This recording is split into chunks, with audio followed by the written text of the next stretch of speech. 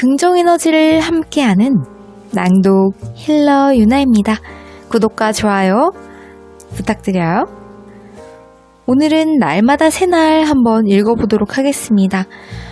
이거는 불교 명절에 담긴 수행 이야기인데요. 법륜 스님이 지은 책입니다. 마음이 새로우면 날마다 새날, 사자처럼 당당히 주눅들지 않고 우쭐대지도 않고 자유롭고 행복하게 불교 명절에 담긴 즐겁게 인생을 사는 40가지 이야기입니다. 네, 이 책은 법륜 스님이 지은 책인데 수행자가 가져야 될 어떤 40가지라든지 불교적인 얘기에 대해서 다루고 있는 책인데요. 불교 신자가 아니라도 우리가 진리에 대해서 관심이 있으신 분들, 그리고 마음이 행복해지고 편안해지고 싶은 분들 모두가 읽으면 좋은 책이에요. 네, 법륜 스님은 평화와 화해의 메시지를 전하는 평화운동가이자 정말 유명한 스님이시죠. 네, 이 책을 읽으면 정말 마음도 편안해지고 마음을 날마다 새롭게 하고 싶은 그런 의지가 샘솟으실 거예요. 그러면 한번 읽어보도록 하겠습니다. 꿈에서 깨어나기. 옛날부터 입춘에는 입춘대길이라고 해서 모든 재앙이 사라지고 봄날 같은 좋은 날이 오기를 바라는 마음에서 기도를 했습니다. 입춘은 설날과 날짜가 거의 비슷합니다. 입춘 전후로 설이 있지요. 그래서 중국에서는 설을 춘절이라고도 하는데 입춘과 거의 같은 뜻입니다. 봄이 오는 입구에 있다는 말이지요. 사실 불교와 입춘 기도는 상관이 없습니다. 그럼 다른 종교에서는 입춘 기도를 하지 않는데 왜 불가에서는 불교의 전통 문화가 아닌데도 입춘 기도를 하는 걸까요? 이것은 24절기 가운데 입춘과 동지는 계절적 절기를 표시하는 날이기도 하지만 그것이 갖는 의미가 수행의 관점과 매우 비슷하기 때문입니다. 그래서 불교에서는 입춘과 동지에 기도를 합니다. 사람들은 누구나 인생을 살면서 갖가지 어려움을 겪습니다. 어려움을 겪을 때는 이 어려움이 빨리 사라지고 좋은 날들이 오기를 간절히 바라지요. 하지만 세상 사는 우리가 원하는 대로 그렇게 잘 풀리는 것만은 아닙니다. 아니, 오히려 내가 원하지 않는 방향으로 일이 진행되는 경우가 더 많습니다. 그럴 때 사람들은 흔히 세 종류로 생각합니다. 첫째, 인간의 행과 불행, 즉 모든 것은 하늘에 있는 신이 결정한다. 우리가 아무리 발버둥 쳐도 우리 뜻대로 되는 게 아니다. 둘째, 인간의 운명은 전생이 이미 정해져 있다. 전생에 어떻게 살았느냐에 따라 지금 생이 결정된다. 이제 와서 애쓴다고 바뀌는 게 아니다. 셋째, 태어난 연, 월, 일시에 따라 운명이 정해진다. 이 세상에 태어날 때 몇 년, 몇 월, 며칠, 몇 시가 정해지듯이 그것에 따라서 운명이 정해져서 이미 이렇게 살도록 정해져 있다. 이렇게 세 가지 주장을 모두 숙명론이라고 할 수 있습니다. 내 운명은 내가 변화시킬 수 있는 게 아니라 이미 정해져 있으니 그 정해진 운명에 따라 사는 길밖에 없다는 것이지요. 이런 숙명론에 따른다면 인간이 할 수 있는 일은 별로 없습니다. 내 인생을 어떻게 바꾸려고 노력할 필요도 없습니다. 우리가 살다 보면 이런 숙명론을 느낄 때가 많습니다. 못된 짓을 하는 사람도 부자로 잘만 살고 착한 여자인데 못된 남편에게 시집가서 죽을 고생을 하고 열심히 살던 사람이 살만해지니 병에 걸려 덜컥 죽어버리고 이런 것을 보면 사람이 노력한다고 되는 게 아니라 운명에 따라 사는 거라는 생각이 들기도 합니다. 신이 다 알아서 하는 일이다 싶기도 하죠. 또 이와 달리 인생은 우연이라는 주장도 있습니다. 엎어지고 자빠지고 하는 것도 다 우연이라는 겁니다. 신이 있어서 그런 것도 아니고 사주팔자가 정해져서 그런 것도 아니고 그냥 우연히 그렇게 되는 것도 우연히 그렇게 되는 것이라는 건 우연히 그렇게 되는 것이라는 거죠. 이런 걸 우연설이라고 하는데 이것 역시 인간의 운명을 인간이 어떻게 할 수 없다는 점에서는 숙명론과 동일합니다. 하지만 부처님은 이런 것들은 다 내가 삶의 주인이 되지 못해서 나온 이야기라고 하셨습니다. 정작 내 삶인데 내가 빠져있다는 것이죠. 내가 주인이 아니라 사주가 주인이고 전생이 주인이고 하느님이 주인이고 우연히 주인인 것입니다.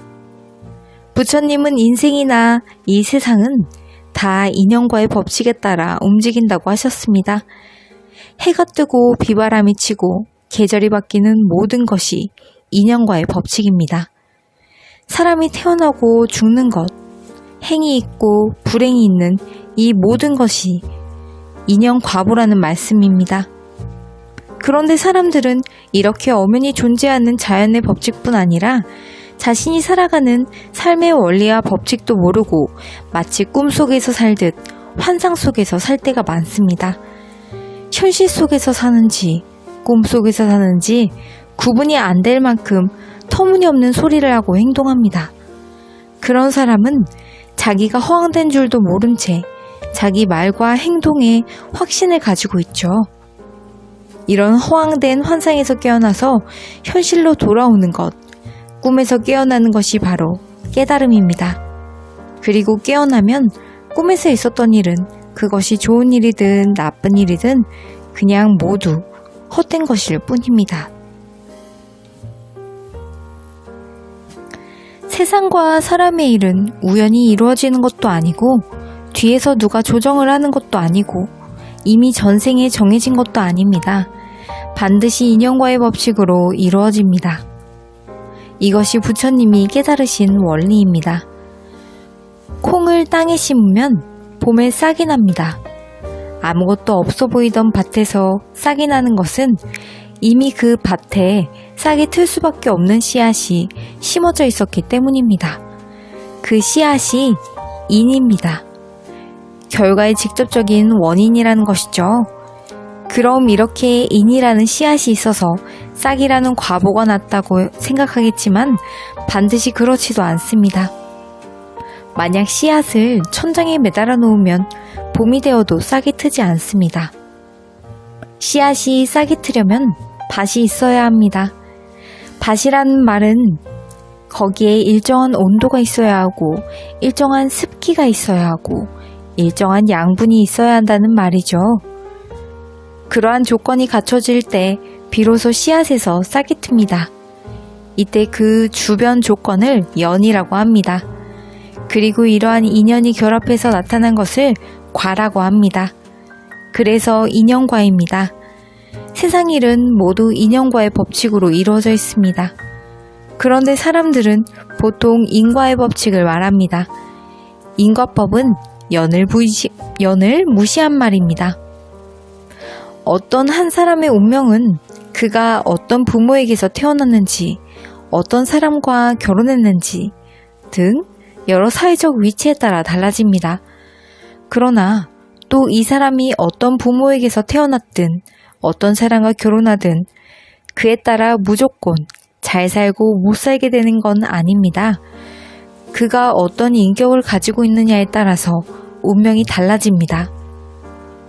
한 사람 개인을 인이라고 하면 그 사람이 태어나서 사는 주변 조건이 연입니다. 그 인과 연에서 그 사람의 삶이라고 하는 과가 나타납니다. 그런데 이것을 인만 강조해 모든 일은 자기가 하기 나름이라며 주변 조건을 다 무시해버리면 잘못된 종교관에 빠지게 됩니다. 또 반대로 연민을 강조해 모든 책임을 사회 문제로 연만을 강조해서 모든 책임을 사회 문제로 인식해 제도만 고치면 된다는 생각을 가지고 그 생각이 치우치면 공산주의에 빠지게 됩니다. 그래서 종교와 공산주의가 앙숙이 되어 공산주의는 종교를 아편이라고 하고 종교는 공산주의를 악마라고 치부합니다. 그러나 불교는 이 두 가지 관념에 치우치지 않습니다. 개인의 인격이 어떤가도 중시하고 동시에 그 사람이 놓인 처지가 어떤가도 중시합니다. 인과 연을 둘 다 똑같이 중요하게 생각합니다. 불교는 인연과의 법칙입니다.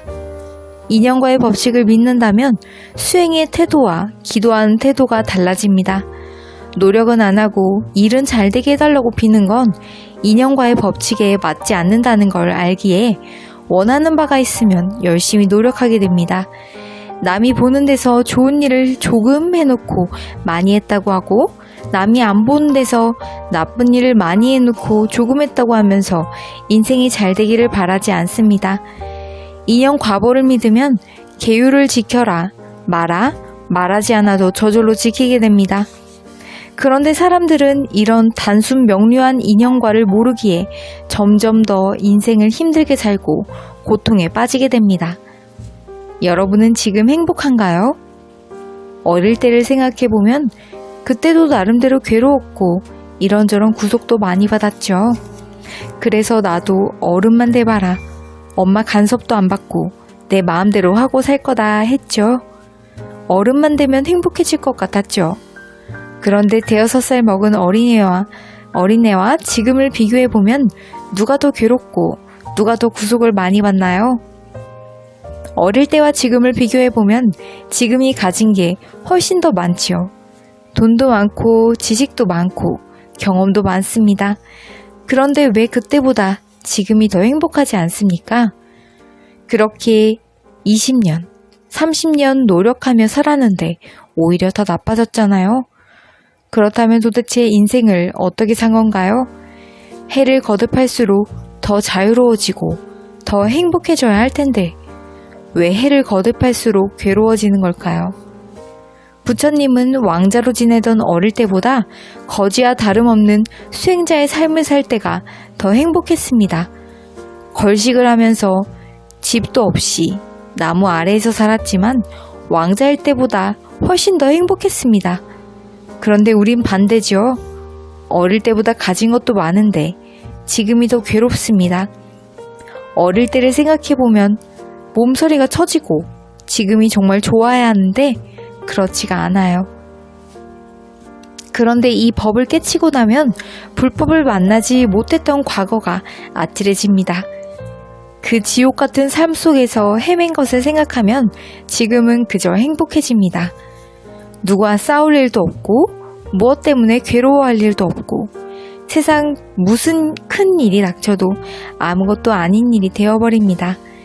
인연과의 법칙을 알면 지금 당장 행복해질 수 있습니다.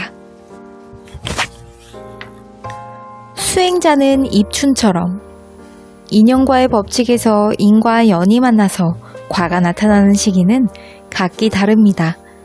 즉시 나타나는 것도 있고 1시간 후에 나타나는 것도 있고 한 달 후에 나타나는 것도 있고 1년 후에 나타나는 것도 있고 10년 후에 나타나는 것도 있고 50년 후에 나타나는 것도 있습니다. 또 이번 생에는 나타나지 않았다가 다음 생에 나타나는 것도 있고 5생이 지난 뒤에 나타나는 것도 있고 10생 뒤에 나타나는 것도 있습니다. 그러니 내가 지금 받는 것 중에는 지금 내가 한 생각 잘못해서 받는 것도 있고 내 조상이 잘못해서 받는 것도 있습니다. 그러나 내가 지금 어떤 상태에 있든 인연 과보를 알고 기도하는 사람은 바로 그 순간 미래의 행복이 오리라는 것이 눈에 보입니다. 지금 아무리 추워도 곧 봄이 오리라는 걸 알죠. 그래서 지금은 비록 갖가지 어려움이 닥쳐도 이것은 다 옛날에 진 빚을 갚는 것입니다. 빚이 없는 사람은 돈을 벌면 바로 쓸 수 있지만 빚이 있는 사람은 일단 빚부터 갚아야겠죠. 열심히 일해봐야 빚쟁이들이 다 가져가 버립니다. 노력은 노력대로 하고 돈은 돈대로 사라지니 이걸 뭐 때문에 하냐 싶지만 그렇지 않으면 영원히 빚쟁이로 살아가야 합니다. 인연 과보의 이치를 아는 사람은 내가 빚이 있어 갚는 중이라는 것을 압니다. 빚은 빨리 갚을수록 좋다는 걸, 아니 지금 내 상황이 더없이 좋은 것임을 압니다.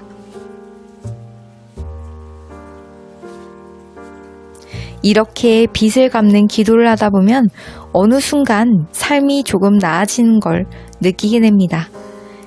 그때가 절기로 말하자면 입춘입니다.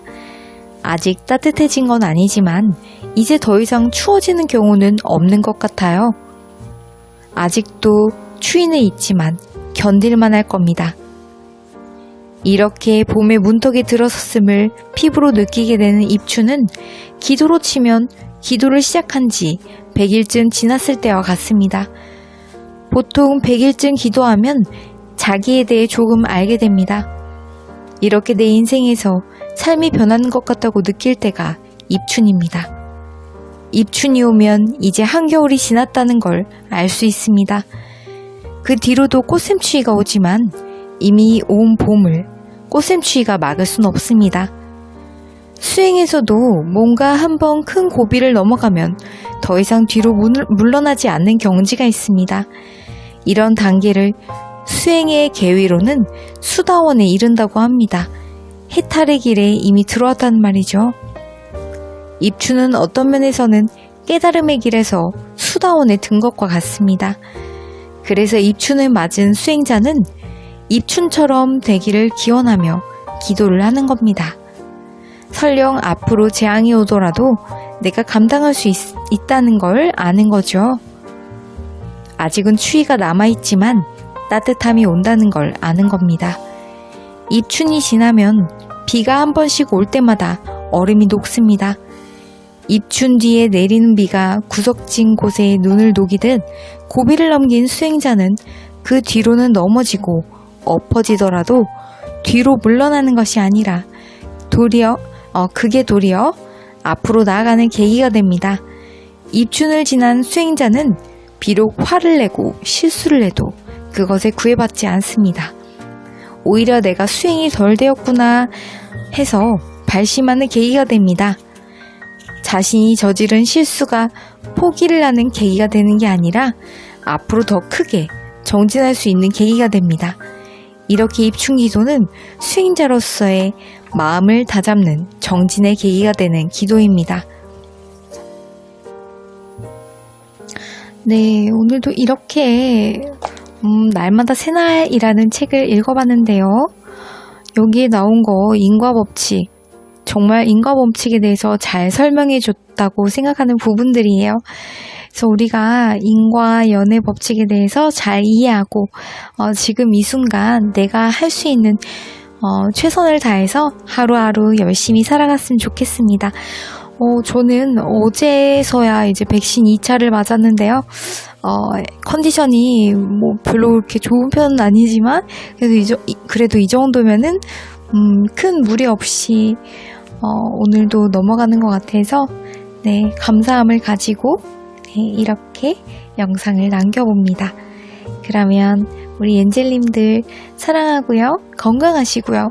코로나가 종식되는 그날까지 건강하시기 바랍니다. 그러면 다음에 만나요. 안녕.